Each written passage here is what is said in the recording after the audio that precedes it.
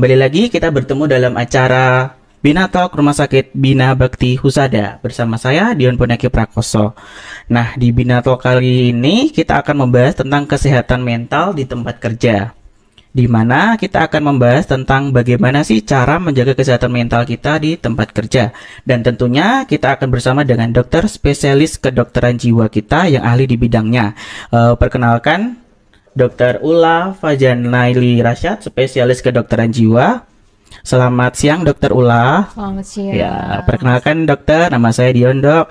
Terima kasih telah berkenan menjadi narasumber kami pada siang hari ini di Bina Talk Rumah Sakit Bina Bakti Husada, Dok. Oh ya, sebelumnya, Dok. Kita akan membahas tentang kesehatan mental di tempat kerja ya, Dok ya. Sebenarnya apa aja sih, Dok, tanda-tanda umum nih dari gangguan kesehatan mental yang sering terjadi di tempat kerja? Sebenarnya kesehatan mental itu tandanya banyak ya. Sebelum kita tahu tandanya, sebenarnya kita juga harus tahu definisi dari kesehatan mental itu apa. Kalau kesehatan mental sendiri itu, jadi seseorang itu dia harus tahu tentang, jadi orang itu keadaan dirinya tuh harus sejahtera, terus kemudian dia tahu dia potensinya itu di mana. Terus kemudian dia dapat mengatasi stresor atau masalah dalam kehidupan sehari-harinya. Dalam lingkup pekerjaan juga dia produktif, dia bermanfaat, dan dapat memberikan kontribusi untuk komunitasnya. Itu kesehatan mental ya, dari WHO juga menyebutkan seperti itu.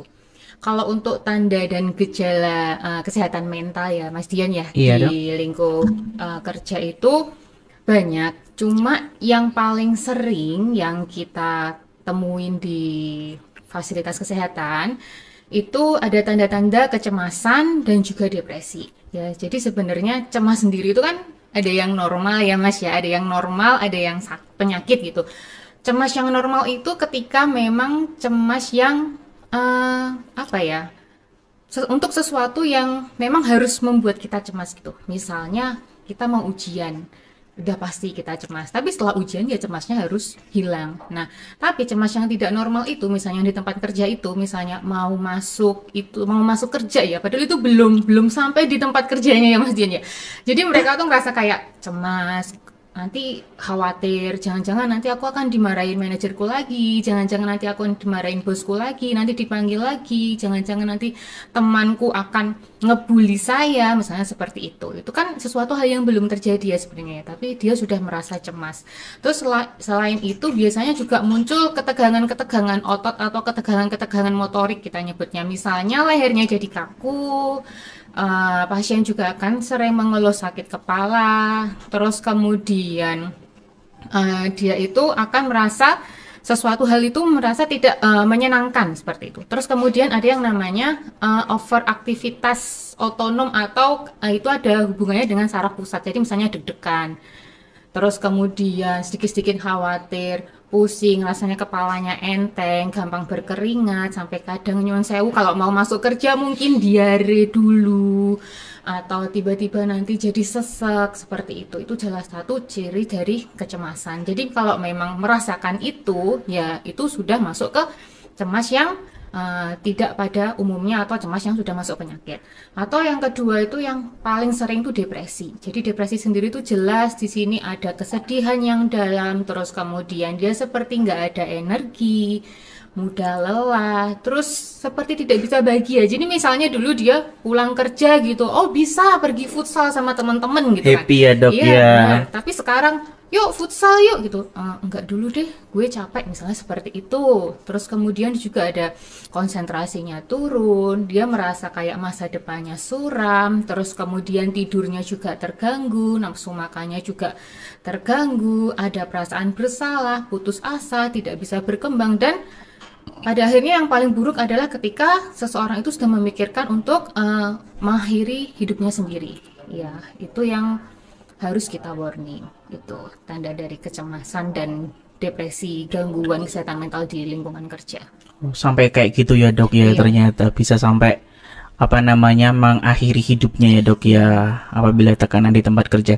Terus nih, Dok, bagaimana sih, Dok, cara mengatasi kecemasan yang muncul akibat tekanan kerja nih, Dok? Kan kadang kan kita kerja terlalu banyak, mungkin kita kalau nggak enjoy kan ya otomatis kita akan merasa Iya, beban ya dok ya benar. kalau kita kerja. Kalau kita enjoy ya kita nggak ngerasa jadi beban. Nah, tadi kan disebutin ada yang namanya kecemasan sama depresi nih dok. Iya. Nah, di dalam kerja itu sendiri bagaimana cara kita mengatasi kecemasan dan depresi itu akibat tekanan di tempat kerja dok?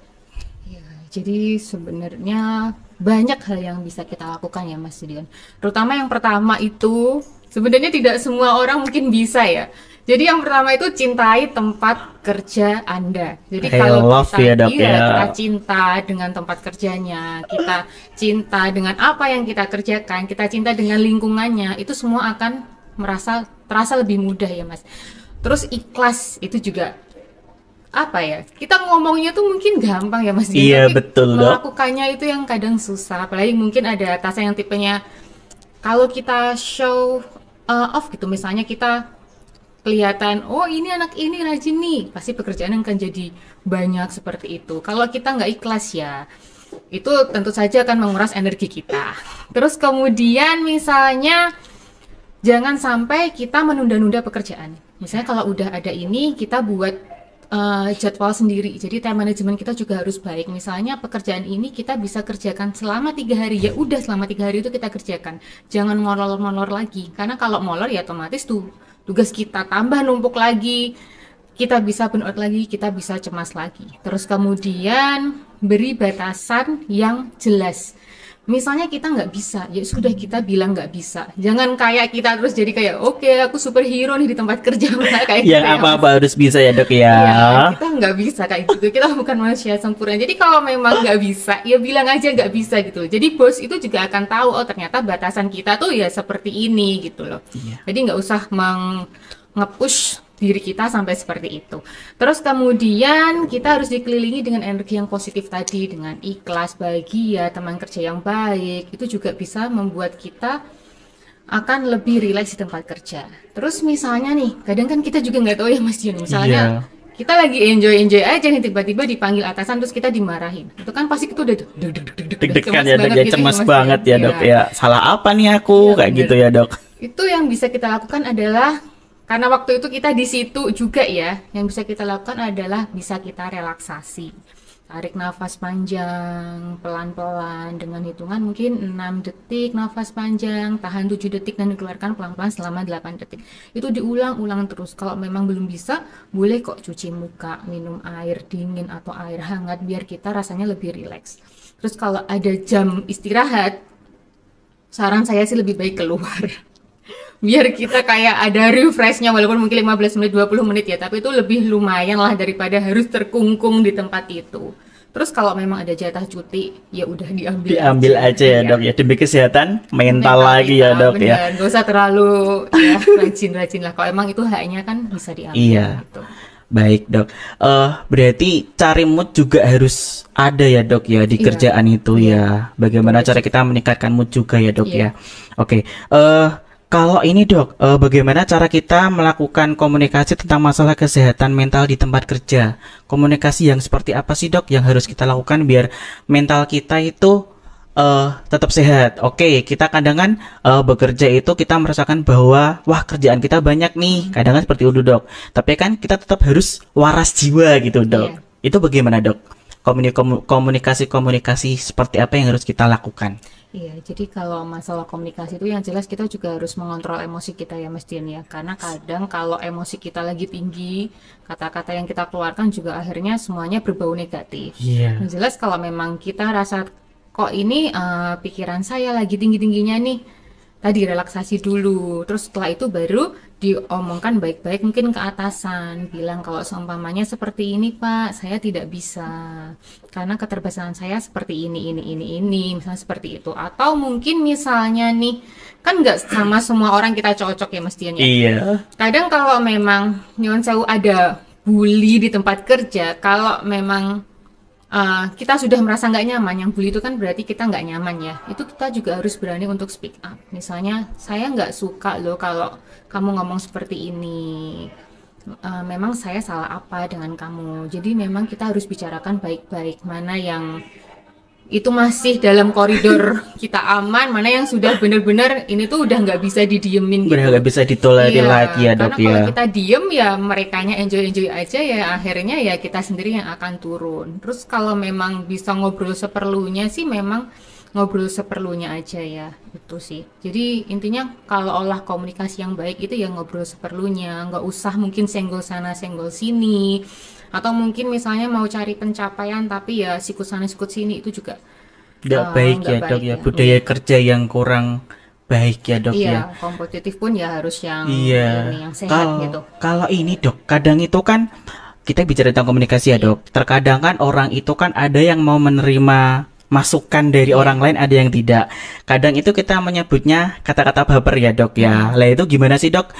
Seandainya nih dok, bagaimana cara kita untuk menerima masukan orang lain supaya kita itu nggak baper? Kadang kan kamu tuh gini, kamu tuh aku tuh gak suka sama kamu karena kamu tuh suka cari muka, contohnya kayak Iya. gitu. Kan itu juga bikin gak nyaman banget ya dok ya. Iya. Lah itu bagaimana dok? Biar dia itu menerima, oh ternyata selama ini aku cari muka toh. Kadang kan ada yang orang kan ada yang merasa bahwa aku nggak kayak gitu, tapi kan menurut orang lain bisa seperti itu. Lah itu bagaimana dok?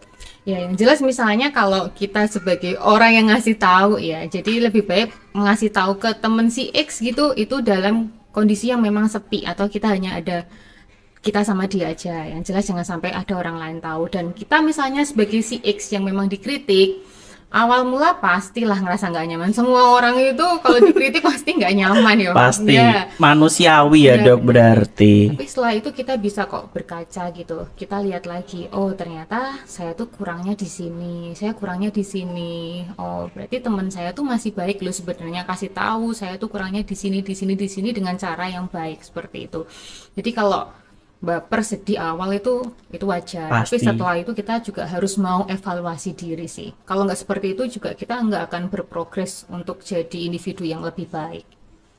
Oke, siap. Berarti bagaimana cara kita menerima ya dok ya. Oke.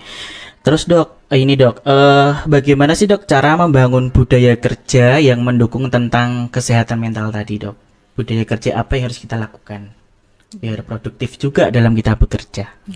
Jadi yang jelas yang harus pertama tuh yang pemberi kerja dulu. Dari pemberi kerja juga harus memberikan kita sebagai pekerja itu ya ini loh tempat kerjamu tuh aman dengan fasilitas yang seperti ini yang membuat kamu nyaman.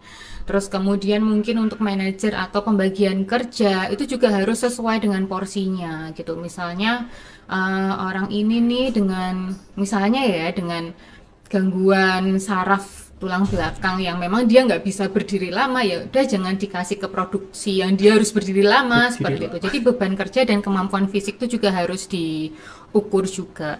Terus kemudian selain itu juga di situ mungkin ini ya Mas, membatasi misalnya ketika seseorang itu mungkin lebih ke arah yang ikut campur terlalu dalam kehidupan orang lain itu juga sebenarnya tidak oke menurut Tidak saya. oke. Iya, jadi kerja ya udah kerja aja gitu. Tapi ketika orang itu misalnya ikut campur yang terlalu dalam, apalagi dengan masalah pribadi, itu juga sudah nggak baik. Misalnya aja nyuwun sewu, kadang kan mungkin sambil kerja gitu sambil ngobrolin orang sana sini Julid ya, Dok, iya, ya. itu juga nggak bagus Nggak ya. bagus. Ya, kalau memang ada keluhannya lebih baik langsung disampaikan. Dan saya juga percaya kok kalau di lingkungan kerja itu juga pasti mereka juga ada aturan-aturan yang membatasi sampai mana sih misalnya kewajaran-kewajaran dalam komunikasi atau apa itu juga pasti ada. Kewajaran-kewajaran yang memang harus bisa ditolerir ya dok Iya. ya. Siap dok. Oh ini dok, tadi kan kita juga bicara tentang stres kerja akibat tekanan ya dok ya. Nah untuk stres sendiri tuh bisa diukur nggak sih dok? Dan kalau bisa diukur bagaimana caranya dok? Stres sendiri itu kalau kita ngukurnya ya itu biasanya dari kuesioner sih. Selama ini mungkin antara stres terus kemudian adanya gejala cemas dan depresi itu bisa kita memakai beberapa kuesioner. Salah satunya ada SRQ 29. Itu nanti bisa dilakukan sih. Tapi itu bukan alat untuk diagnosa ya Mas Dion ya. Jadi itu Iya. hanya untuk penapisan dan untuk mengukur ya tadi itu tingkat stres aja. Tingkat stres Iya. saja, Jadi berarti lewat pakai kuesioner, kuesioner iya, komunikasi ya selama dok ini. ya. Oke, ini dok, ada nggak sih dok mitos yang sering beredar tentang kesehatan mental di tempat kerja? Kita bicara mitos atau fakta dok? Banyak. Banyak ya dok ya.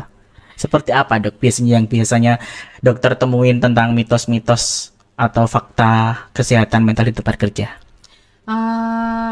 Misalnya kalau mitos-mitos itu misalnya yang sering ya, ketika mungkin ada yang bilang gangguan jiwa itu menular.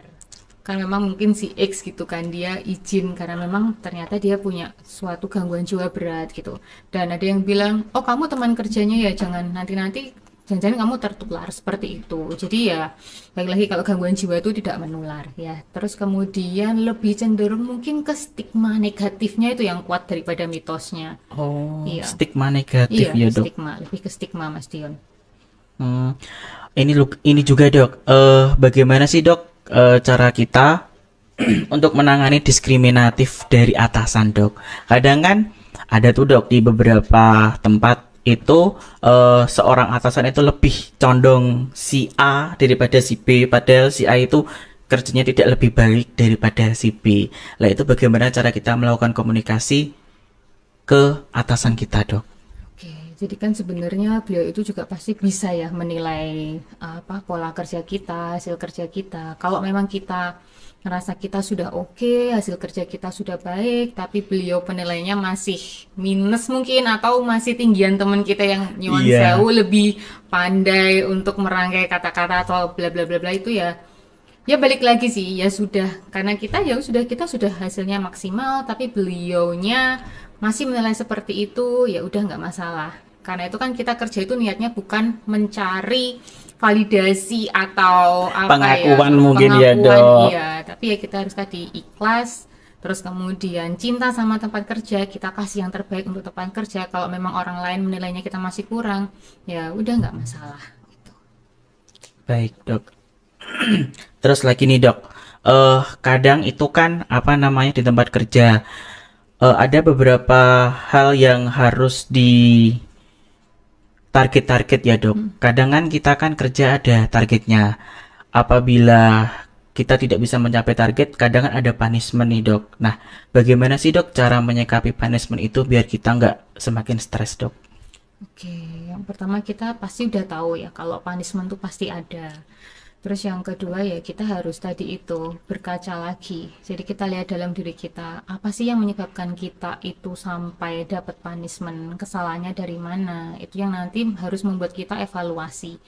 Sedih pasti, apalagi misalnya yang paling jelas tuh punishment potong gaji ya. Itu udah, Punishment potong ya gaji itu horor banget tuh semua pegawai ya, termasuk saya juga sama. karena kesalahannya Iya. dok. Jadi ya kalau seperti itu ya balik lagi, saya salahnya di mana, apa yang menyebabkan saya salah atau saya terlambat untuk melakukan tugas itu apa, bagaimana saya memperbaiki diri lagi kalau memang suatu saat ada tugas yang seperti itu harus bagaimana, seperti itu. Jadi yang pertama kita harus sadar diri dulu kalau kita itu emang salah. Jadi nggak usah nyalain, ini tuh gara-gara ini nih manajernya nih misalnya kasih tugasnya nggak masuk akal gitu kan.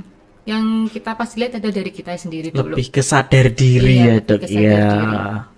Oke dok. Nah tadi kan kita udah membahas tentang kesehatan mental di bawah apa bukan bawahan sih kita menyebutnya di lingkungan kerja. Iya. Nah apa sih dok bagaimana sih peran manajemen dalam mendukung kesehatan mental karyawannya dok? Manajemen itu harusnya seperti apa? Ya, yang pertama tadi ya Mas, jadi menyediakan tempat kerja yang aman, lingkungan kerja yang nyaman, fasilitas yang cukup. Misalnya aja tempat ibadah itu kan kadang sesuatu hal yang mungkin kadang nggak dilihat, tapi itu juga penting sebenarnya. Kebutuhan ya Iya, dok itu kebutuhan ya. basic kita, misalnya seperti itu. Terus mungkin tadi pembagian kerja yang memang sesuai dengan kemampuan pekerjanya masing-masing. Terus kemudian gaji yang memang sesuai dengan kinerja dan beban kerja dia.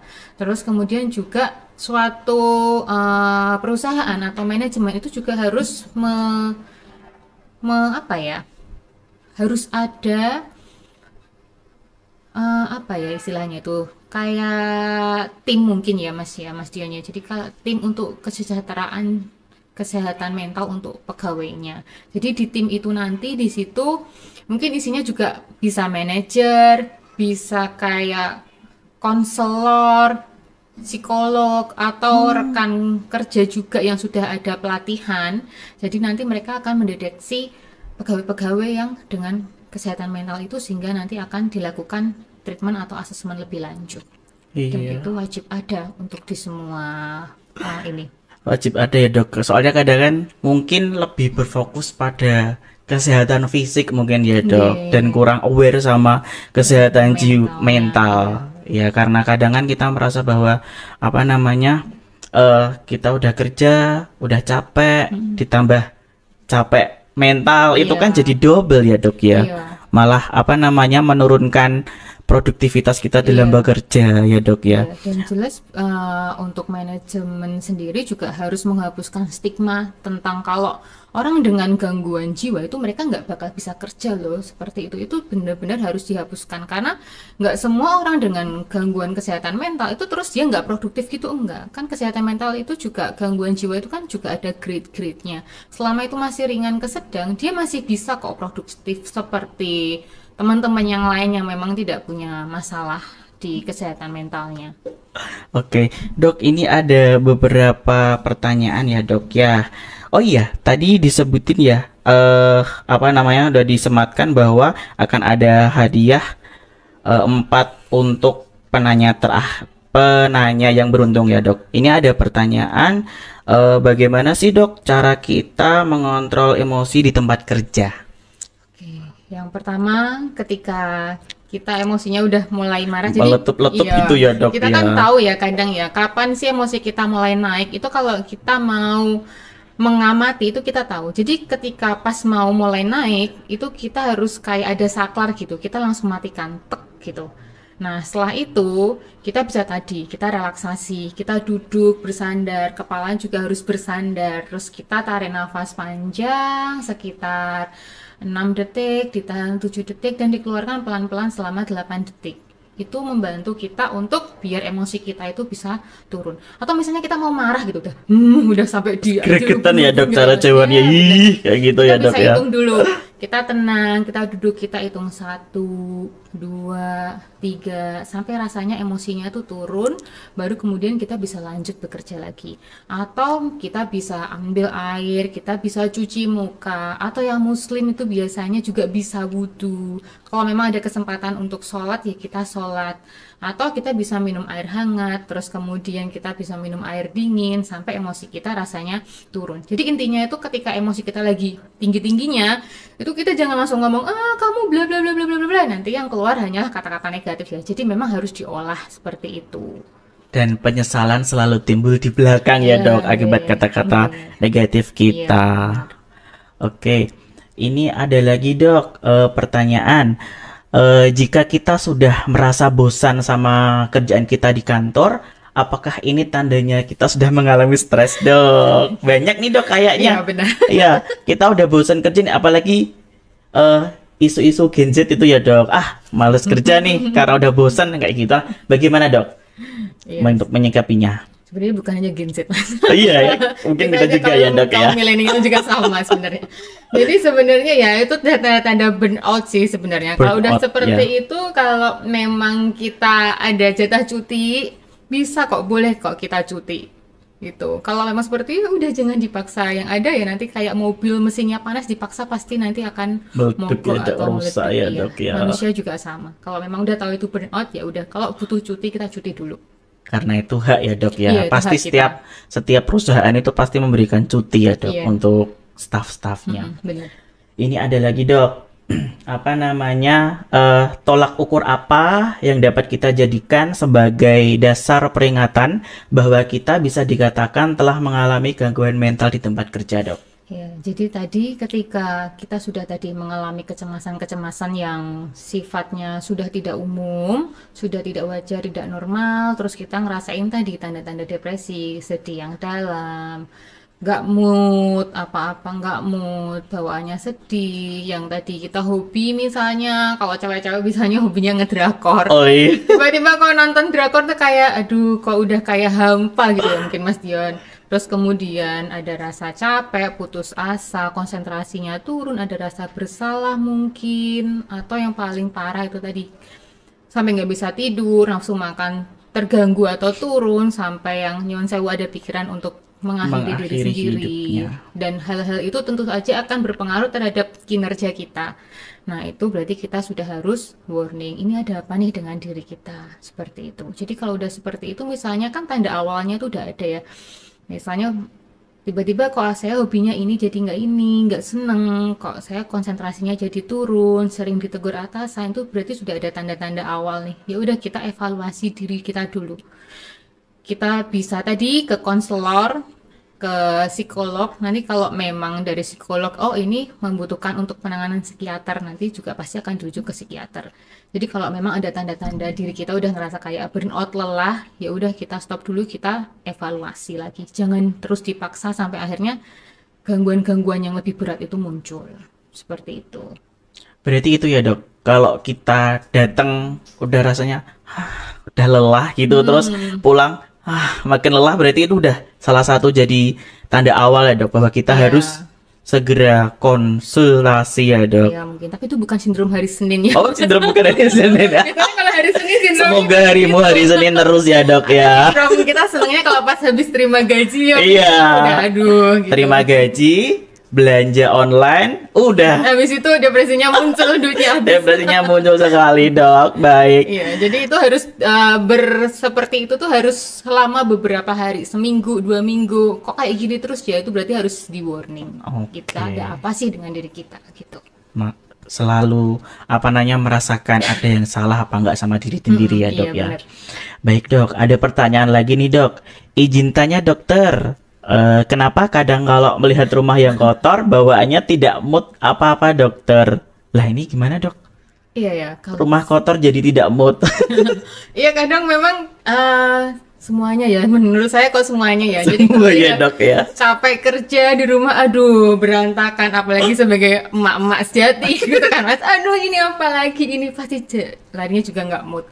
Tetapi kalau memang akhirnya sampai nggak mood apa-apa, itu juga harus di warning. Jangan-jangan sebenarnya rumah kotor itu hanyalah sesuatu yang men-trigger kita untuk menjadi sesuatu yang, atau mengalami sesuatu yang lebih parah tingkatannya. Jangan-jangan karena memang sebelumnya di tempat kerja kita ada sesuatu hal yang tidak menyenangkan, jadi sehingga pulang pengennya istirahat, lihat rumah kotor, jadinya malah nggak mood. Nah, yang paling negatif adalah ketika udah kayak gitu, energi negatifnya akan kita salurkan ke yang di rumah gitu. Misalnya kita sebagai istri pulang lihat rumah kotor, yang kita marahin anak, yang kita marahin suami, itu kan jadi Kasian ya, Dok. sesuatu hal yang tidak menyenangkan gitu. Jadi kita lihat lagi. Jadi nggak moodnya itu karena lihat memang rumah kotor, atau memang di tempat kerja atau sebelumnya itu sudah ada masalah gitu. Tapi kalau memang di tempat kerjanya nggak ada masalah, terus kemudian pulang ke rumah lihat rumah kotor jadi nggak mood, atau muncul suatu kecemasan-kecemasan tersendiri, nah itu jangan-jangan memang basicnya kepribadian orang itu memang basicnya cemas, itu juga bisa. Kan memang ada kepribadian yang memang, kalau anak-anak sekarang bilang, oh ini OCD, mungkin salah satu dari gejala OCD-nya di situ. Tapi kan kita juga nggak bisa self-diagnosa ya Mas ya. Jadi Iya. memang harus dikonsultasikan ke yang lebih ahli. Oke, siap dok.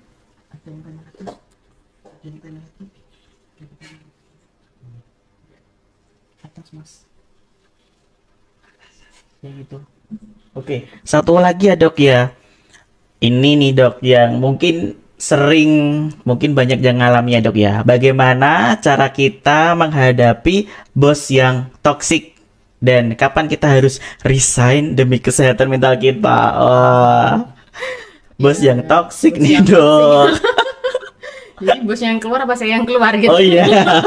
Jadi misalnya gini, orang yang toksik itu kan banyak ya, nggak hanya bos kita aja. Jadi yang pertama kita rubah adalah, yang jelas bukan merubah bos itu yang semula kayak evil gitu tiba-tiba jadi angel, itu nggak mungkin. Jadi yang kita rubah adalah kitanya sendiri. Mindset kita Iya, sendiri ya mindset dok kita ya. sendiri. Jadi walaupun dia seperti itu, misalnya, oke, ketika kita sudah mencintai pekerjaan, ketika kita ikhlas, ya itu akan berjalan lebih baik. Misalnya dia tuntutannya tuh benar-benar nggak masuk akal gitu ya Mas ya, misalnya seperti itu. Tapi kalau kita sudah mengerjakan dengan baik, sudah sesuai, tapi dianya masih terus mencari kesalahan kita, ya sudah, itu semua kembali ke dia, karena pola pikirnya mungkin seperti itu. saklek seperti itu. Kalau kita udah burn out, kita udah kecewa, kita udah sedih banget, boleh tadi cuti, boleh. Atau nggak semua kok omongan yang negatif dia tuh harus kita masukkan ke dalam otak kita. Omongan negatif itu kan kayak sampah. Kalau kita selalu memasukkan terus ya lama-lama otak kita tuh juga akan penuh dengan sampah. Makanya yang sampah itu kan nggak harus dimasukkan, ya harusnya juga dikeluarkan seperti itu. Terus kapan kita harus resign? Jadi ketika memang di situ sudah merasa oh ini sudah nggak sehat, lingkungan kerjanya ini sudah benar-benar toksik, bosnya benar-benar toksik, di sini juga saya nggak bisa maksimal misalnya, terus kemudian keluarga juga mendukung keputusan kita, ya nggak ada salahnya.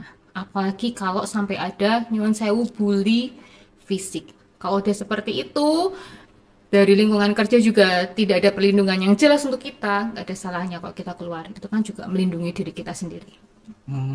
Sampai kayak gitu ya dok, ternyata Iya. efeknya ya. Karena kalau kita sakit kan ya yang sakit kita sendiri, Iya. yang merawat kita juga keluarga, Iya. nggak ada hubungannya sama perusahaan. Sama gitu. perusahaan Iya. juga ya dok ya. Kalau loyalitas itu gimana dok menurut dokter? Perlu nggak sih kita loyalitas sama perusahaan? Ya loyalitas tuh perlu, tetapi kan harus nggak ada kata-kata loyalitas tanpa batas tuh nggak ada. Bullshit ya dok. Hanya kata-kata yang manis gitu. Kata-kata Jadi manis. loyalitas tetap ada batas. Ketika loyalitas itu sudah istilahnya nggak sesuai sama kesehatan fisik, kesehatan mental kita di situ jadinya udah nggak sehat. Ya udah, kita bisa kok speak up kalau memang di situ udah dirasa banyak hal negatif yang tidak menyenangkan dan keluarga besar setuju, kitanya juga sudah yakin untuk keluar, juga nggak ada salahnya. Kalau sebenarnya rezeki kan nggak di situ aja. Baik dok. Tadi udah ada beberapa penanya ya dok ya. Ini untuk jadwal prakteknya dokter Ula di Rumah Sakit Bina hari apa aja dokter, bisa dijelasin dok? Kalau di Bina sendiri itu dari hari Senin, Selasa, Rabu, dan Jumat jam 2 siang sampai jam 4 sore. Terus kemudian hari Sabtu itu ada jam 1 siang sampai jam 3 siang. Jam 1 siang sampai liburnya di hari Kamis aja ya dok, Iya, sama liburnya Minggu dari ya dok Kamis ya. sampai Minggu. Oh ya dok, ini rencana mau ada pembukaan bangsal jiwa ya dok ya. Iya, benar. Itu kapan ya dok? Insya Allah doakan saja ya, semoga lancar. Itu di hari apa ya Mas? Kamis ya? Iya, Apa tanggal Rabu? 16. Rabu ya, Rab- Rabu 16 Rabu. Oktober 2024. Itu nanti di Bina juga akan ada bangsal rawat inap jiwa dengan kapasitas tempat tidur itu 9 tempat tidur. Nanti bisa untuk 4 pasien laki-laki, 4 pasien perempuan, dan 1 untuk pasien gaduh gelisah. Isolasi khusus ya dok ya. Dan itu bisa ditanggung BPJS. Siap. Oh ya, izin ya dok buat kesimpulan. Iya. Jadi sahabat Bina di rumah, bagaimana cara kita mengatasi kesehatan mental di tempat kerja? Yang pertama adalah cintai pekerjaanmu. Buatlah lingkungan kerja itu nyaman, dan apabila ada masukan dari teman-teman atau atasan, kita harus introspeksi diri, benar gak sih kita seperti itu ya dok ya. Terus bagaimana cara kita mengatasi lingkungan kerja yang toksik? Ya seperti tadi. Bagaimana cara kita kerja ikhlas, terus nyaman di tempat kerja, menciptakan suasana kerja yang nyaman. Terus apabila dari perusahaan itu menyediakan cuti, ya cutilah, holiday ya dok ya. Wajib itu. Karena kesehatan mental itu penting, bukan cuman kesehatan fisik aja ya dok ya. Baik, terima kasih dok atas waktunya, ilmunya sangat Sama-sama, bermanfaat Mas Dio. banget. Semoga lancar ya dok ya, sehat-sehat selalu. Sama-sama. Terima kasih, selamat siang sahabat Bina. Apabila ada kesalahan dari kami, saya dan dokter, terima kasih atas waktunya. Sampai jumpa di Bina Talk selanjutnya. Wassalamualaikum warahmatullahi wabarakatuh. Selamat sore.